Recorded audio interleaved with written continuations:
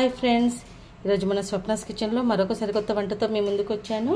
అదే ఆలు చిప్స్ అండి, ఆలు బజ్జీ.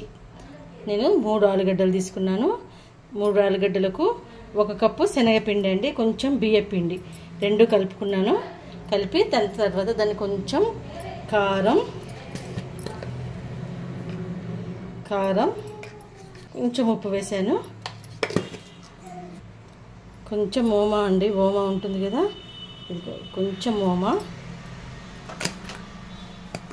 ఇలా కలుపుకొని కొన్ని వాటర్ వేసి కలుపుకోవాలి. కొంచెం లిక్విడ్ పిండి చూడండి, ఇలా జారుగా కలుపుకొని పక్కకు పెట్టుకోవాలి. ఇప్పుడు ఆలుగడ్డలు అండి, ఆలుగడ్డలు తీసి ఆలుగడ్డల్ని ఇలా సన్నటి చక్రాల్లాగా కట్ చేసుకోవాలి.